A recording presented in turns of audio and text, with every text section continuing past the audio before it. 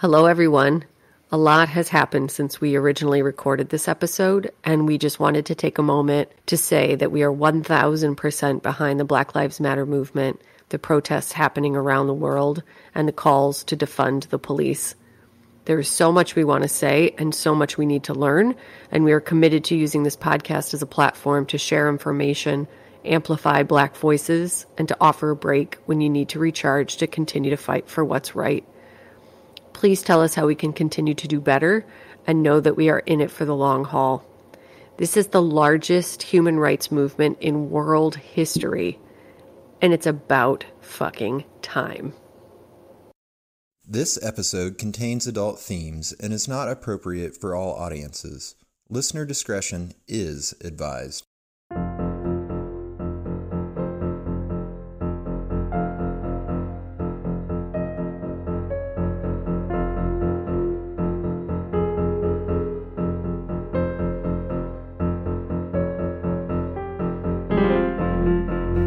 Hello, the world. This is They Will Kill, a true crime podcast.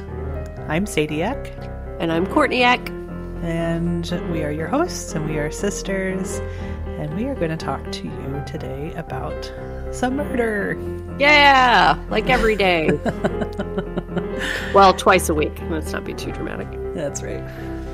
I don't know what we're talking about tonight. I'm excited to jump in. So do you want to just go ahead and take it away? I would love to go ahead and take it away. Yeah, I'm excited about this one. It's it's all about a serial killer and sexual sadist, Peter Dupas. Ooh. A lot to get excited about, you guys. Yep. Just gonna go there with it. And I just want to give a brief trigger warning for sexual violence. So, on October 4th, 1997, the body of Margaret Mayer, who was a known sex worker at the time, was found by a man collecting cans on the side of the road with his wife and children. Margaret was in a cardboard box. She'd been stabbed in the wrist. There was bruising around her neck. She had a blunt force mark near her right eye and lacerations on her arm and thigh. Her left breast had been removed and placed in her mouth. I know. Yep, just jumping right into it. Okay. A black glove was found nearby, but no other evidence was present to lead them to the killer. Just 1 month later, on November 1st, 1997, 25-year-old Marcina Halvegas went to a local cemetery to visit her grandmother's grave. She was scheduled to meet her fiancé later that day and never showed, so family and friends began to search for her. 4 days later, on November 5th, her body was discovered in an empty plot, 3 graves over from her grandmother's. Her upper clothes were pulled up toward her head, and she'd suffered 87 stab wounds from behind to her knees, neck, and most to her breasts. Oh, her knees? Yeah, man. I know. I mean, not that... Ugh. I know. Yeah. 87. Yeah. Don't stab my knees. Oh, my God. Or my breasts or my anything. No, Nothing but, yeah, knees. That's... I don't know why that's so extra gruesome, but my God. Well, police surmise that she'd likely been kneeling to arrange flowers on her grandmother's grave when she'd been attacked from behind. I know.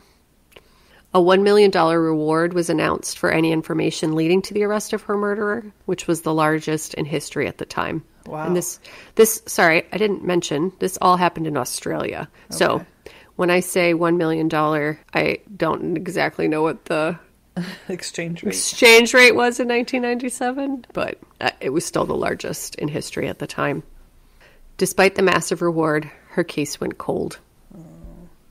On April 19th, 1999, a 28-year-old woman named Nicole Amanda Peterson was found dead in her home from 27 stab wounds to her chest and back. Ugh. She was naked from the waist down. Her skirt was found in a nearby bedroom, and her breasts had been removed with a very sharp knife. Her purse and driver's license were the only things identified as missing. Nicole worked as a psychotherapist and was employed by an organization that focused on the recovery of young drug users. She'd been working to build her own practice from home and had recently put out an ad in a local newspaper to expand her business. Her boyfriend had been trying unsuccessfully to reach her, and her body was discovered when a friend arrived for a dinner date and found the front door unlocked and music blaring. Neighbors claim they heard screaming coming from her home between 9 and 9:30 a.m. on the day of her murder.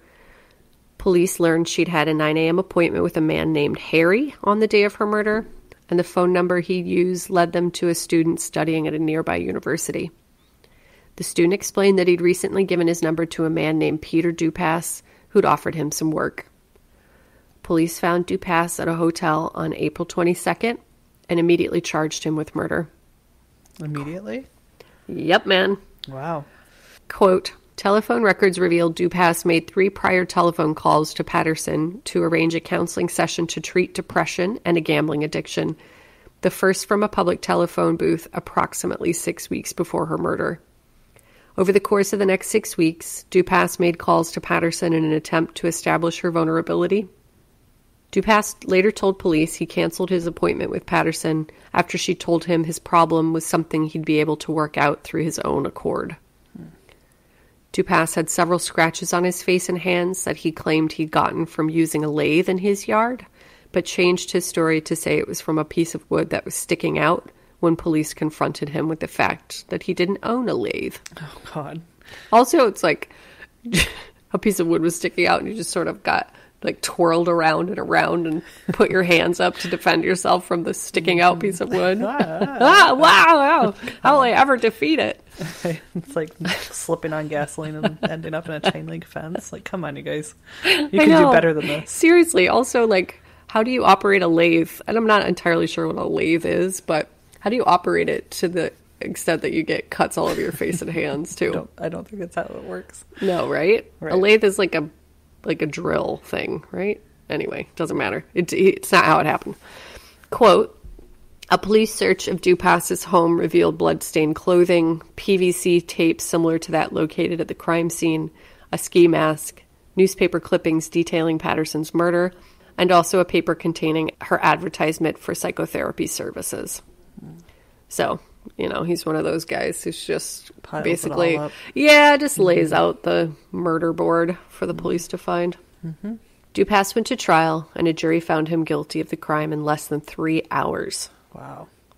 Judge Frank Vincent remarked, quote, the prospects of your eventual rehabilitation must be regarded as so close to hopeless that they can be effectively discounted. There is no indication whatsoever that you have experienced any sense of remorse for what you have done, and I doubt that you're capable of any such human response. At a fundamental level as human beings, you present for us this awful, threatening, and unanswerable question. How did you come to be as you are? The interesting thing is that police didn't connect Dupas to the previous 2 murders until after he was incarcerated for Nicole's murder. They tested the black glove that was found near Margaret's body, and the DNA matched Dupas's. He was then tried for her murder. And this is while he's in prison. The defense outlined the DNA match and also the fact that both women's breasts had been removed, which clearly tied him to the crime. Right. A forensic psychologist released a report to the court attempting to explain Dupas's sexual reoffending behavior. Quote, Dupas attacked women to fulfill fantasies of conquest and control.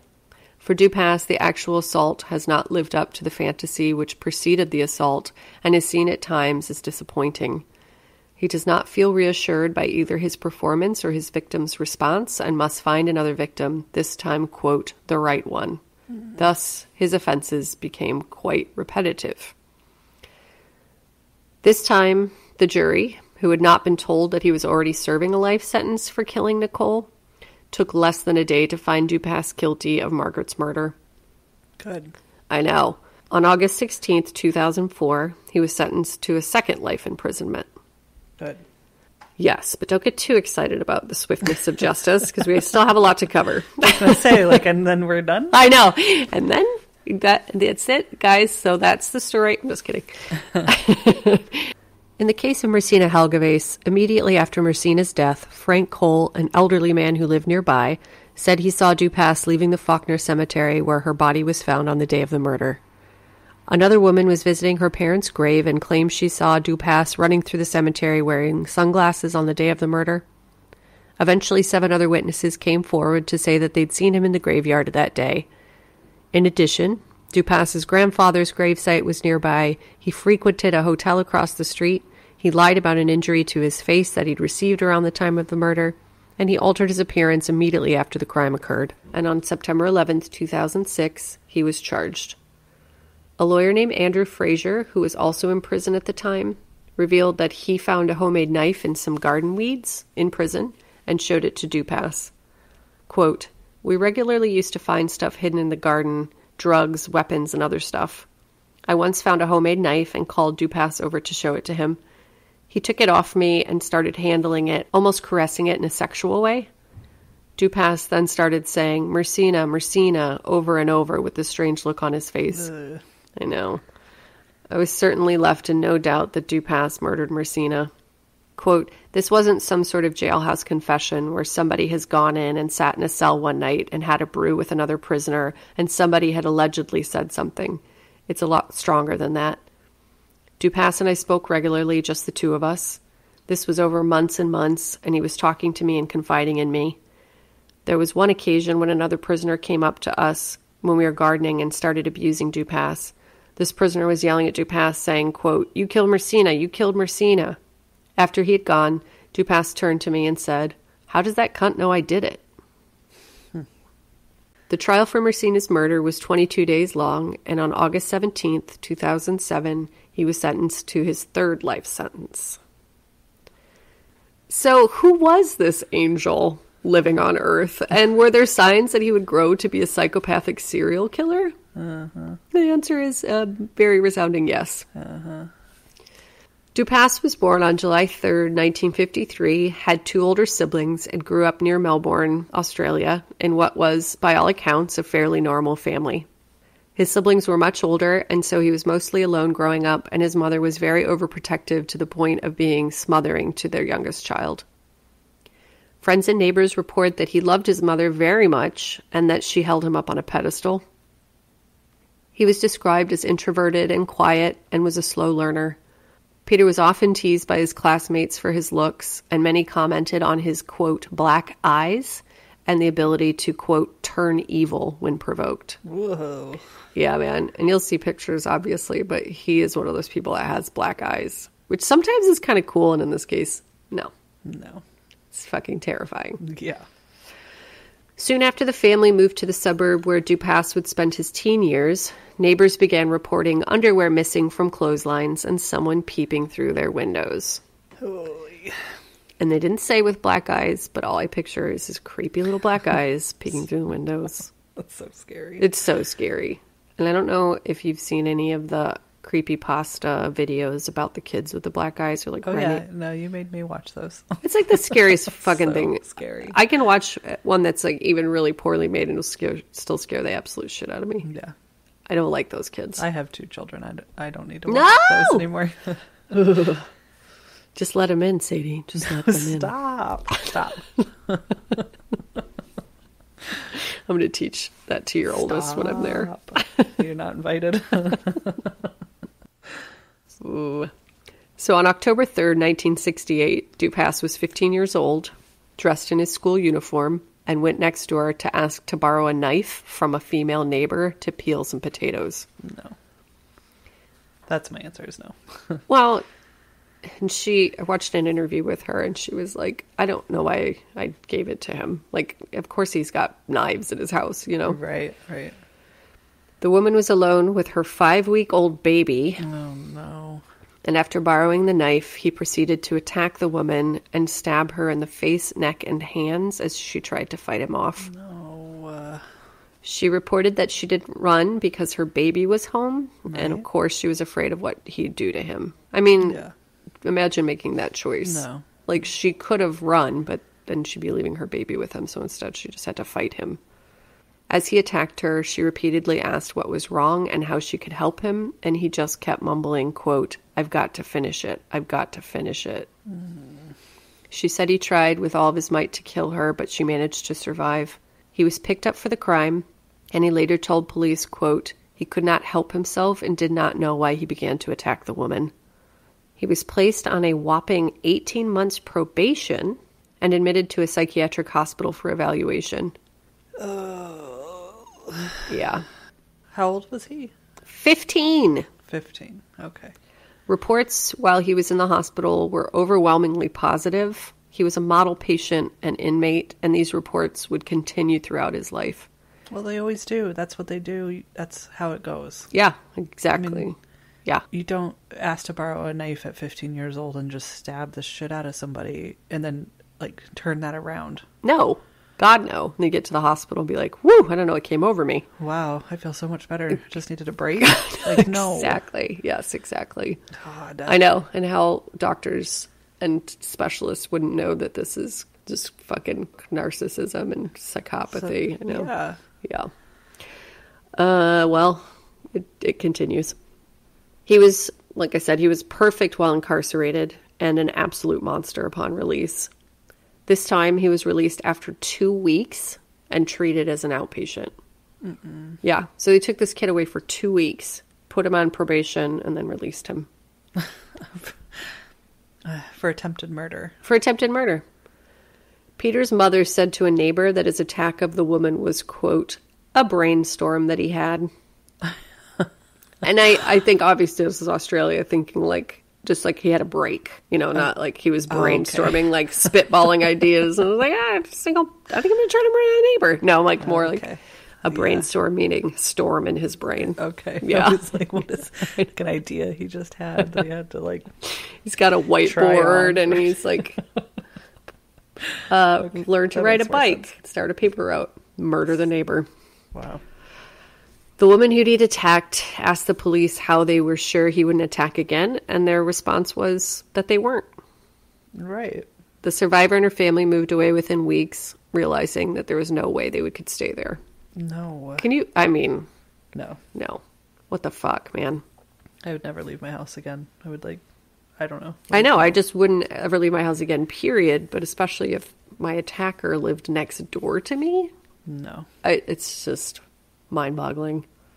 In October 1969, the bodies of 2 already deceased elderly women were mutilated using a pathologist's knife in a mortuary located at the Austin Hospital after it was broken into. Quote, one body contained a strange wound inflicted with a knife to the area of the thigh. Police now believe Dupas was involved in the break-ins as the wounds inflicted matched that of later murder victim Nicole Patterson. Gross. I know. Dupas got a job with his brother as he got older, and coworkers reported that Dupas was generally very likable and helpful, but that the cracks began to show when he brought his girlfriend to a company dance, and she had 2 black eyes. Oh, no. When a coworker called him out on it, he punched the coworker in the stomach. Oh, my God. Yeah, man. Yeah. His coworker, you know. I'm holding my breath over here. I gotta breathe or I'm gonna pass out. Don't pass out. I don't know, man. I can't imagine coming face to face with that kind of a psychopath, you know? No. You're like, this guy's just a nice guy, and then one day you're like, oh, that's really uncool. His girlfriend's got 2 black eyes, and then you mention it, and you just blammo. Yeah. Yeah. There's black eyes staring at you. Oh, God. No, man. His coworkers soon realized that he was living a double life, presenting one person in public and another behind closed doors. Right. The same coworker who was punched by him said he looked in Dupas's car one day and saw a knife, some cord, and some tape. Mm-hmm. On July 25th, 1974, when Dupas was 21, he went to a married woman's home and asked to use the phone. He noted that her screen door was off and said that if she had a screwdriver, he could fix it for her. When she left to get the screwdriver, he entered her home, threatened her with a knife, tied her up, and raped her. When she tried to resist, he threatened to hurt her baby. Oh, yeah. He tried to rape 2 other women using the same tactic and was caught after they were able to identify his car. When police arrived at his home, his father adamantly defended his son, claiming he could never do such a thing, even though he already had. Right. Police said he looked at them with a completely vacant look in his eyes, and, quote, those eyes weren't anything I'd ever encountered before. You're just trying to give me nightmares. Yeah, man. Yes. Yeah. This is a coordinated attack on your psyche only. He was sentenced to 9 years in prison with a minimum period of 5 years for an attack on a married woman in her own home. And I'm assuming attack on a married woman is an actual charge. I mean, it was 1974. Like it's more time if you attack a married woman than a single woman? I'm going to assume so. Oh, no. I'll look it up later, but Because she's like property of somebody else or something? yeah, I hadn't noticed that before. I just read it just now, so I wish I had looked it up before, but I will. The sentencing judge described the offense as, quote, one of the worst rapes that could be imagined. Oh, no. After Dupas received his sentence, a prison psychiatrist reported that Dupas was in constant denial of his criminal activity, noting at the time, quote, I am reasonably certain that this youth has a serious psychosexual problem, that he is using the technique of denial as a coping device, and that he is to be seen as potentially dangerous. The denial technique makes for huge difficulty in treatment. Mm-hmm. In 1979, just 2 months after his parole, Dupas again sexually assaulted 4 women in, quote, varying levels of viciousness over a 10-day period. Oh, my God. Yeah, so he was in prison for 9 years, gets out, and 2 months later attacks 4 women over 10 days. Wow. 3 of them escaped, but one, a 70-year-old woman, was stabbed in the chest as she tried to fend him off. I'm sorry, you said 70? Yes, a 70-year-old woman. She lived. Okay. Yeah. But Jesus, still. No. On February 28th, 1980, he was sentenced to a 5-year minimum prison for 3 charges of assault with intent to rape, malicious wounding, assault with intent to rob, and indecent assault. 5 years? Yes, after serving 9 years on a previous charge. Like, Yeah. wouldn't that just be life at that point? Right. I mean, just stop already. Just give up and be done. I'm so sick of these cases. It's like this. Mind-boggling. It's mind-boggling. And the problem with him is that he would just move a little bit. Not even that far. You know, he would just pick a new town and start it all over again. But how is that not on your record? I mean, you committed... I'm sure it is. Yeah. I mean, it has to be. I mean, when he was 15, he wasn't really charged with anything. He was just put on probation. So, but Maybe still... they always use the excuse of, like, there wasn't any good tracking systems, so all charges were just on, like, index cards or something. But still, that's not my problem. That's the system's problem. Listen, 1974 police forces, invent technology. Right. Get it together. Track this motherfucker. He's dangerous. A 1980 report on Dupas stated, quote, there is little that can be said in Dupas's favor. He remains an extremely disturbed, immature, and dangerous man. His release on parole was a mistake. You think? Yeah. Understatement of a lifetime. Right. Dupas was again released from prison in February 1985. Just 1 month later, he raped a 21-year-old woman on a beach. Quote, Dupas followed the woman and attacked her, holding her to the ground at knife point before raping her. He later told police, quote, I'm sorry for what happened. Everyone was telling me I'm okay now. I never thought it was going to happen again. I only wanted to live a normal life. Mm-hmm. Uh-huh. I believe that. I don't know why all those people lied to you for all those times. You poor thing. On June 28, 1985, Dupas was sentenced to 12 years imprisonment for that rape and tried to commit suicide twice while incarcerated. Again, why is it 12 years after serving 9 years and 5 years, and then you just get 12 years? Yeah. Like, this one's going to fix him. Right. During this time, he also met a psychiatric nurse named Claire, who was 16 years his senior, who spent a lot of time trying to understand Dupas and treat his depression. Dupas sensed an opportunity with the nurse and grew very close to her, eventually proposing marriage. No. So romantic. The pair married when he was 34 years old, and Claire claims she thought she could help rehabilitate him. Of course she did. 5 years after they wed, Dupas was released after serving 7 years of his 12-year sentence. No. Yeah. Claire said their relationship was more like mother and son, that Dupas was very possessive of her, and that other than his possessiveness, she believed he was reformed. Mm-hmm. One night, he claimed he was going to go fishing, but packed his car with everything he'd need to commit a murder. He went to Lake Epilock. He was wearing a hood and was carrying a knife, insulation tape, and handcuffs. He followed a woman who was picnicking with friends and held her at knife point in a toilet facility. Luckily, he was chased off by the friends, and as he was fleeing, he crashed his car and was caught. Hold on. Edie's yelping. Edie girl.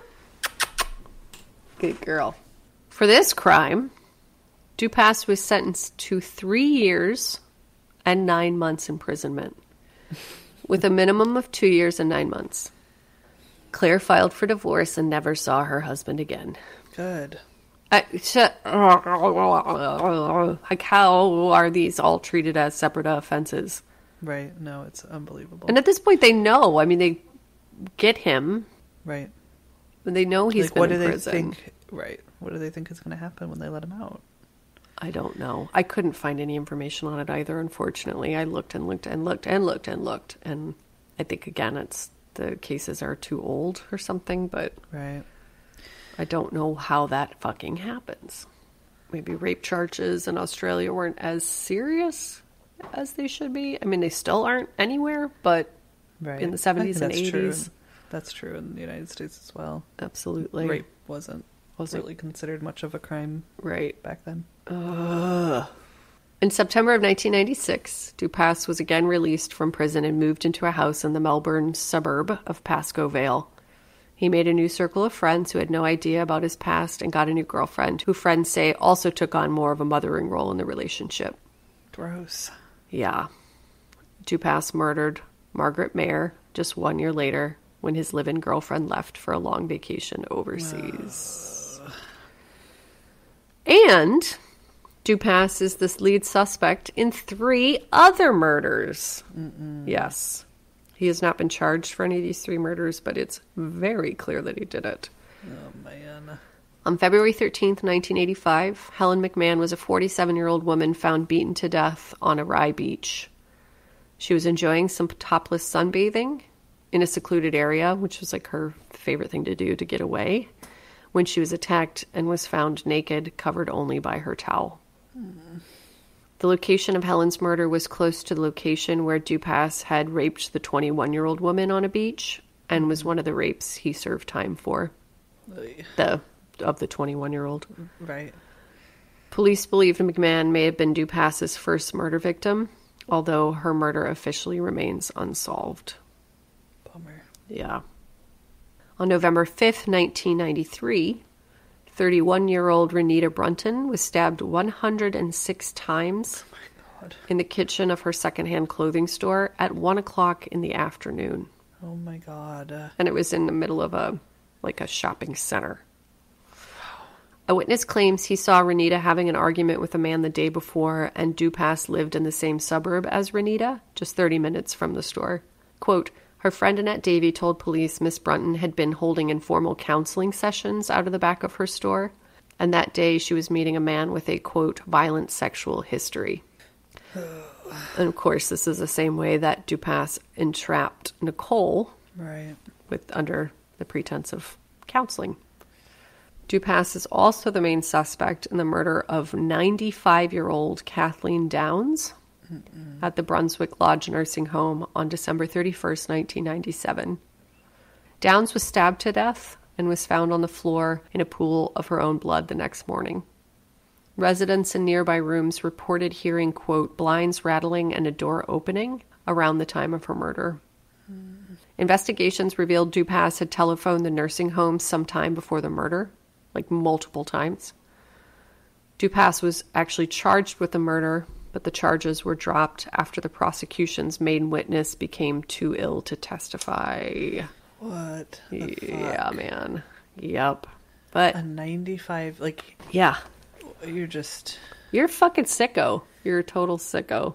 Murdering the elderly is, in my mind, very similar to murdering children. Yes. Vulnerable. Yes. Helpless. Our grandmother is 95 years old, and I mean, she's a badass woman, but she's my pug could take her out. You know what I mean? Right. Yeah. I mean, she's 95.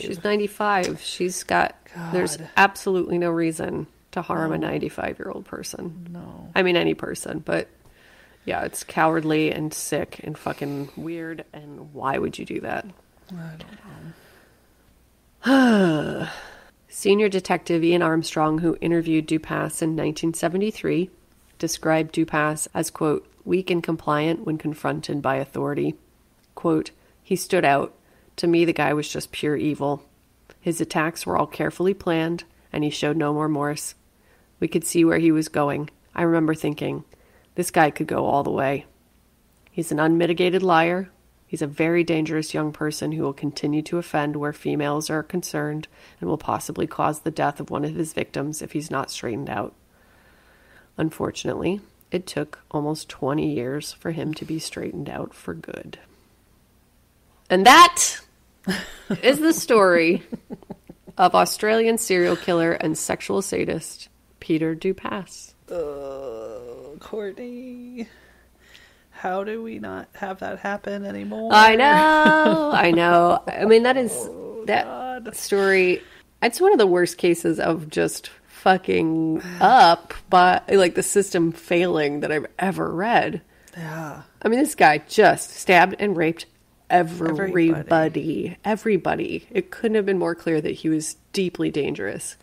I mean, just like being 15 years old and walking next door to your neighbor's house and starting stabbing, I would just be like, done. You are done for good. You're going away forever. That's so creepy, unprovoked, gross. It's just so creepy. It's so scary. That's so scary. In his school uniform, just walking home from school, makes a detour, stabs his neighbor. God, that's so crazy. It reminds me a little bit of, it's Ed Kemper, right? Who killed his grandparents.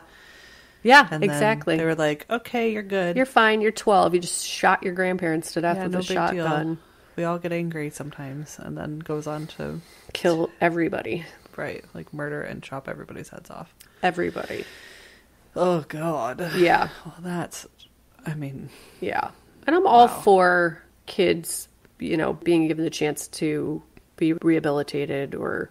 Yeah, of course. Not being held accountable for things that you do when you're a teenager, but only on the level of like petty theft and shit like that, Right. Not well, in that first offense he got, it was just probation time, right? Like 2 weeks. 2 weeks in the and 18 months hospital. Probation. Yeah. I mean, that's not enough. No. At all. Nope. The understatement of the today. I know. It's okay to not hold a 15-year-old accountable forever. Right. But for some time. Like, put the kid in prison till he's at least 18 years old. At least. Yeah. But he went in and they were like, oh, he's so sweet. He's fine, you guys. God. What's the big deal? He's so nice. You can go home now. After 2 weeks. I don't even know. I don't even can read a book in 2 weeks, let alone, diagnose a teenage psychopath in 2 weeks. You know what I mean? No. Yeah. I can't fold my laundry in 2 weeks. I don't exactly. And it's not enough time to assess something that serious. No. And I don't know enough about the Australian criminal justice system except for watching the show. God, what's that show called? Did you watch it? About the women's prison? Damn it. I don't think I did. It's pretty great. But it's really chilled out prison. They get to have their kids in there and stuff according to the show. So again, that's the only thing I'm basing this off of. So it's probably not true, but I do wonder if it's more of a, like Canada, if it's more of a rehabilitative country. And that's why he was let go so many times, because he did so well every time. Or if it was just massive oversights over and over and over again. My guess is that it's the latter, that he just moved around in such a way or slipped through, or who fucking knows. But he is a monster. He is a fucking monster. But luckily, he can't ever leave prison ever again. There you go. Yep. Finally. Done. After 20 years of raping and stabbing everybody. Well, we hope so. Oh, my God. Right? I know. Well, and that's the thing. It's how many other people did he attack that we don't know about? God. A lot, I'm sure. And not to mention, anything he did as a little kid that just his parents protected him from, because they were so overprotective and defending of him. It's always so interesting when it's one of two extremes, either overprotective helicopter parent or neglect. Right. It's yeah. Either way, we'll just nap a kid. Screw him up. And this kid seems like he just came out bad. There's no accounting, unless he bonked his head and it's not reported about, because again, his parents were really overprotective. They were also really old, so they might have died before they could. They said that his father died really young. I mean, before his time. He was an older man, but he died before his time from the stress of what his son kept doing.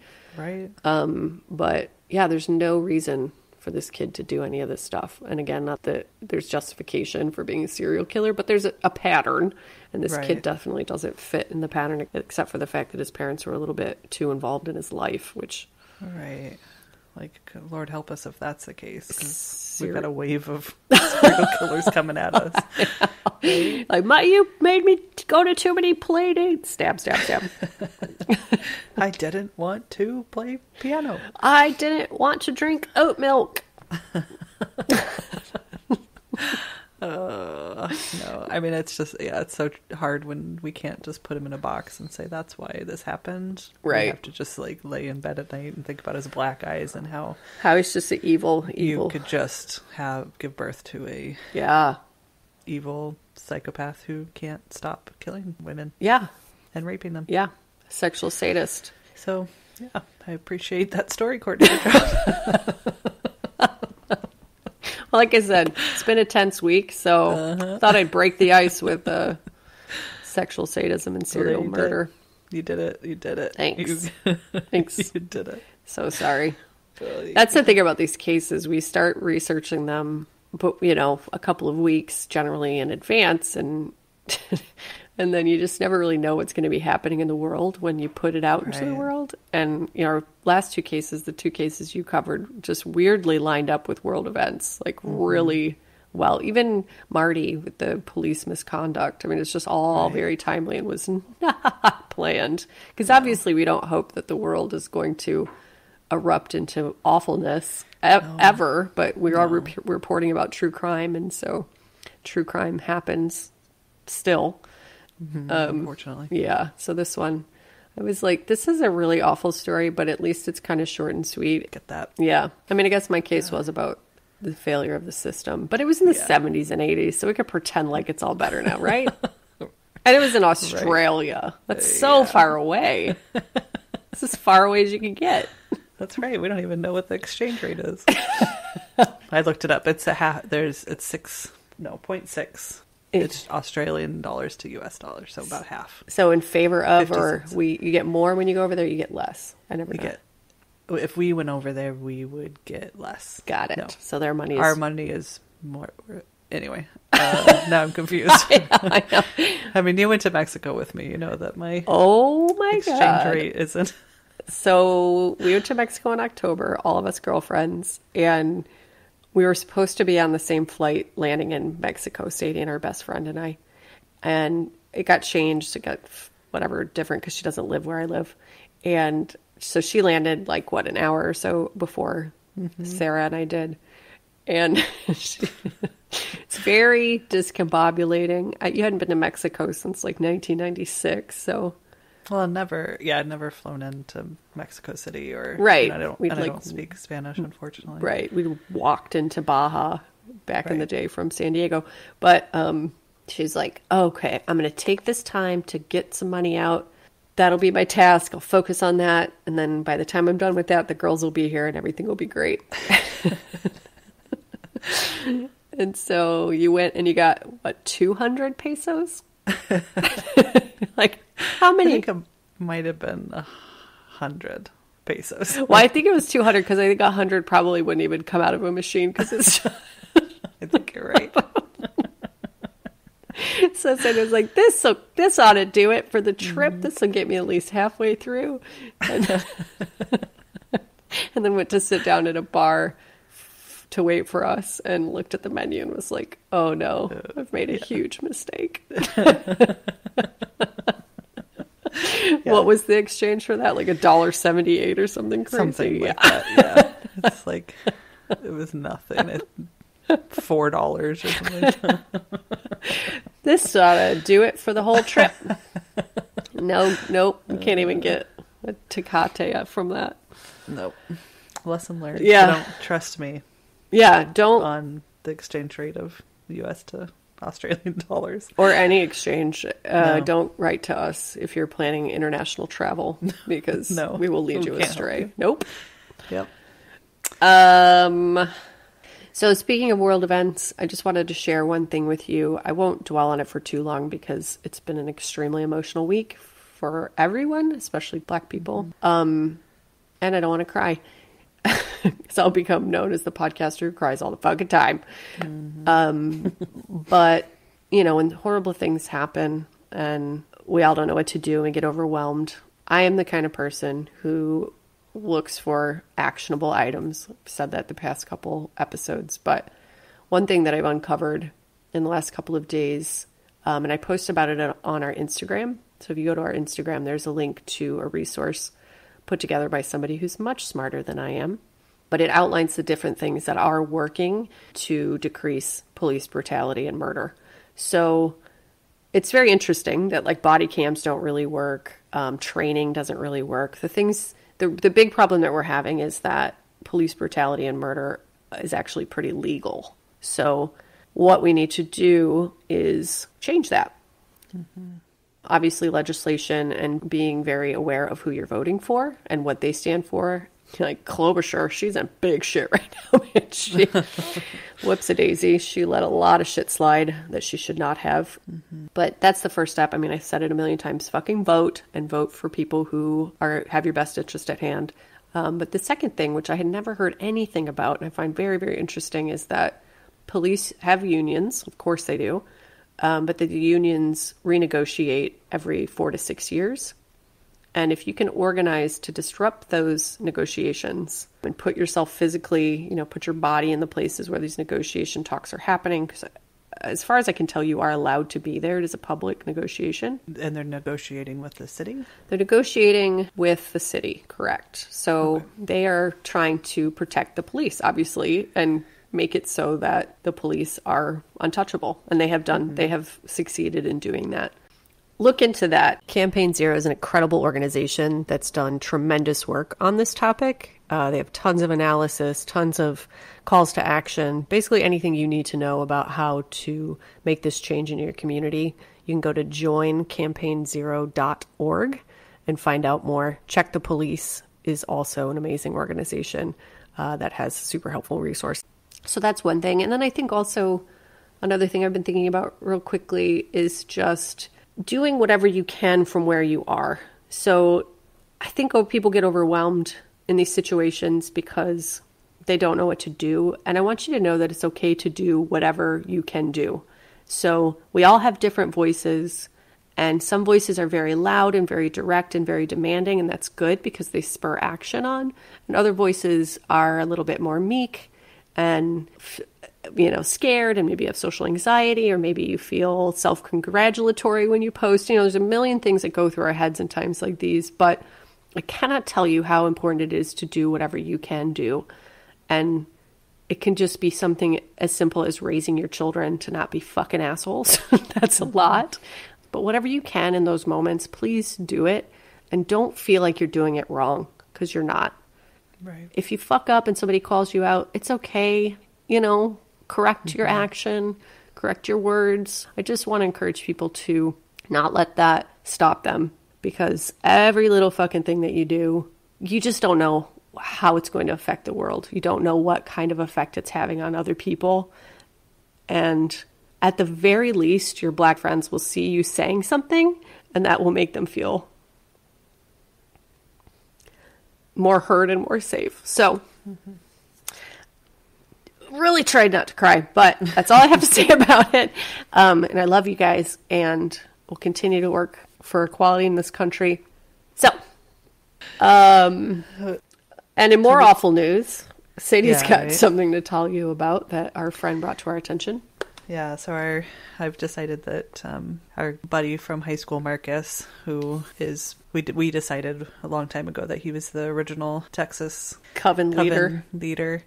I think of him now as a co-chair with one of our other dear listeners, Aaron in Texas. So they don't know each other as far as I know, but I sit around and think about how one day when we can travel again safely, we're going to go to Texas and we're going to get ribs and beers. We're going to get our dudes from Texas and hang out with our coven.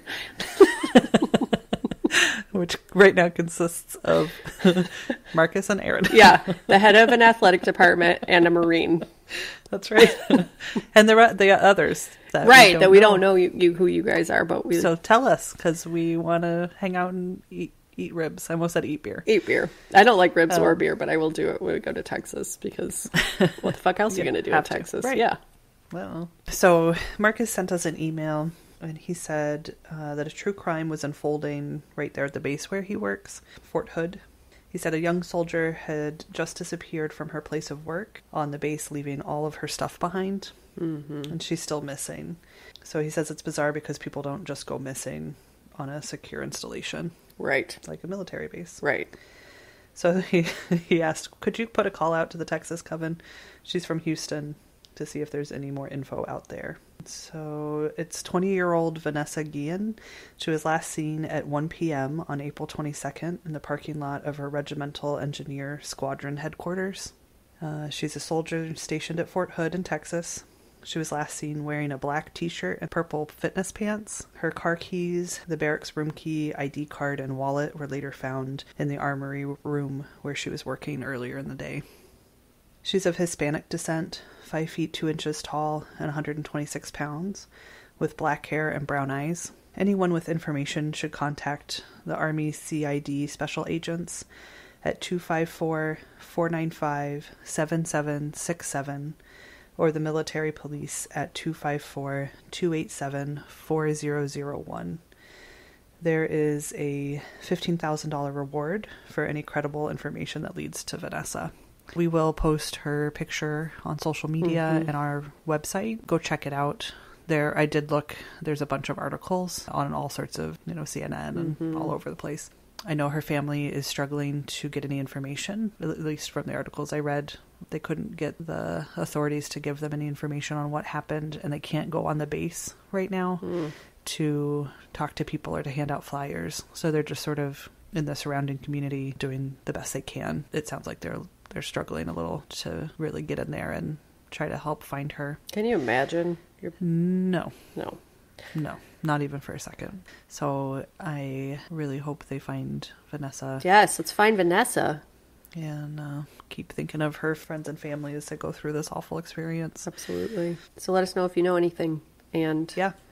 Well, don't let us know. I mean, you can let us know. Yeah, let the authorities know. Please. I will happily be your information taxi between your email to the authorities. Yes, if you want it to be extra. What's the word? Anonymous? God, Anonymous. It's been such a long week. I know I was really afraid that I was just going to mumble my way through this episode. I might have. We'll see. No, we'll see really how it sounds in the edit. You did good. Hoily boily. All right. Any other? Yes. Let's read a couple reviews. We've announced this a couple times and we put it on Instagram, but just in case you haven't heard, we are going to postpone the giveaway for reviews in exchange for reviews for just a little bit this week. Definitely didn't feel like the week to be like, do you want my clothes? Review my podcast. Right. It's just not. Let's give it some time. Yeah, not the best way to be taking up space on social media. So we will be in touch and I'll message people directly who have reviewed us to let you know when it's going to happen so you don't miss it. All right. Do you have one up? I do. So this one is from License to Jill, which is very clever. That is very clever. Mm-hmm. It says, yes. Loving this podcast and even time my strolls through the park with my 1-year-old around episode release dates because, Mama's got to get a little me time where we can find it. Keep up the awesome work, ladies. We appreciate and recommend you. Yay! Thank you, License to Jill. So much. Best name. This one is from Apples Moi. She says, great. Well, she didn't say exclamation point. She says, great. I didn't like this podcast the first listen because the first few episodes have sound issues, which you guys we don't blame torments us. But it is cleared up by episode 4, I think. Thank you for coming back. That's really generous. I don't know that I would, honestly, if I had listened to our first couple episodes. It's a true crime weekly story cast about all things true crime, from murder to the missing, well-researched, and a bit of dry humor. Episodes are around an hour, usually, and I think there are a little over 20, with more to come out on Saturdays and Wednesday. I know a ton of people have mentioned it, so all I'll say is check it out. Similar pods, Morbid, Redball, Down the Hill, The Delphi Murders, Your Own Backyard. Thank you, Apples Moi. And I do believe that this is from The Master Cast, I think is the name of the Instagram. I recognized your writing, your review style, and I did some cross-checking, and I think that's from you. So thank you. And check out the Master Cast if you want to see an actual master list of all true crime podcasts available. It's pretty fucking incredible. That's amazing. Yeah. This one said, this is from previous listener. Love this. Just found these ladies last week and was immediately obsessed. I appreciate the calm and well-researched approach paired with the real emotions and responses. I'm a true crime podcast junkie, and these ladies bring something new to the table. I look forward to getting to know them better as I work through the past episodes. Great job, y'all. You've got something special here. That is so... Thank you so... Yes, it's so much. So much. When you say that it's different, that means a lot. So thank you. Thank you. And especially when true crime people say that they love us, that we know exactly what you mean, and it's the best compliment you can give us. That's so great. Thank you so much. Yep. Thank all of you for taking the time. That's right. We'll keep chipping away. If we've missed yours, we'll get to it. Yep. We've got a couple more. We'll get to those next week. Yep. And we love you. And in the meantime, follow us on Instagram, Facebook, Twitter at They Will Kill. Email us at theywillkillpodcast@gmail.com. Our website is theywillkill.com. Rate, review, subscribe. Yeah. Thank you, AJ Bergantz, for our music. Thank you very much. And remember, disrupt those motherfucking police unions, man. Yeah, man. See what that entails. Yeah, we're getting there. We will get there. I'm so sorry it's taking this long. Yeah. Let's go, people. Let's do it. We could do it. Thanks. Yep. Thanks, everybody. Love you. We were. Have a good night. Have a good night. Have a good walk through the park with your kid. Get your Mama Me time in. That's right. We love you guys. Goodbye. Goodbye.